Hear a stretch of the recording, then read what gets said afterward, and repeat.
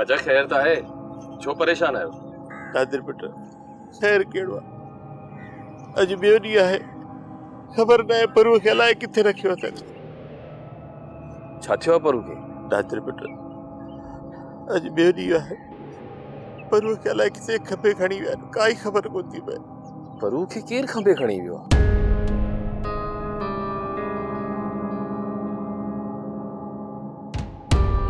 इहो कमु अदा सालार खां सवाइ ॿियो कंहिंजो बि न आहे।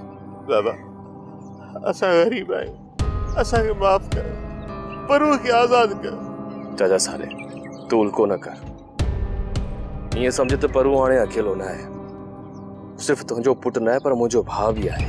इहो गोहर शल को कारे डांग ते पेर पवेसे, इहो हमेशह परूअ लाइ चवंदो त मां हिनखे फट मारींदुसि। परू खे कुझु बि कोन थींदो चाचा। जेकॾहिं परू खे कुझु थियो न त मां ऋण ॿारे छॾींदुसि। इहो सालार ऐं गोहर सुख जो साह कोन खणी सघंदा।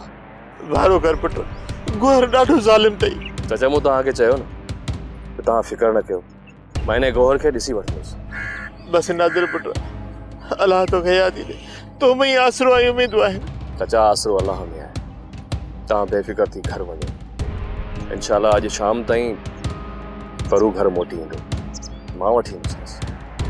ठीकु आहे पुट, मां हाणे हलां थो।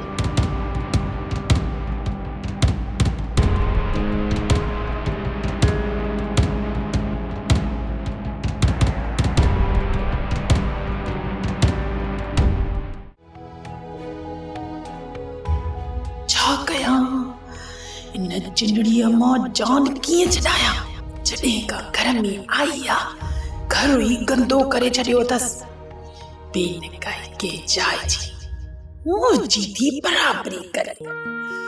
कमु अहिड़ो कयां जो इन सदोरीअ खे नादिर पाण इन खे चोटीअ खां वठी माइटनि में छॾे छे।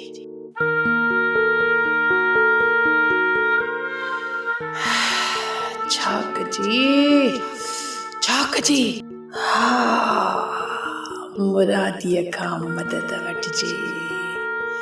मुरादी अहिड़नि कमनि जी कोॾी आहे।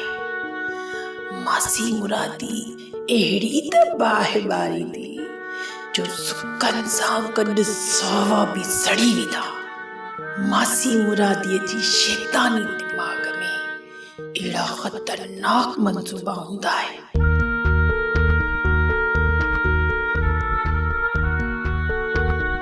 सदोरी तोखे कहिड़ी खुटीअ खयो हो जो असांजी बाहि में टपो ॾिनई? हाणे ही लालच जो आड़ाह तोखे बि साड़े रख करे छॾींदो। सोप सीरियल सिंध ॼाई तमाम एपिसोड्स ॾिसो हाणे HD क्वालिटीअ में। विज़िट करियो असांजो YouTube channel Sindh TV HD drama. Subscribe कयो असांजो official YouTube channel Sindh TV HD drama ऐं वधीक अपडेट लाइ बेल आइकन खे क्लिक करियो।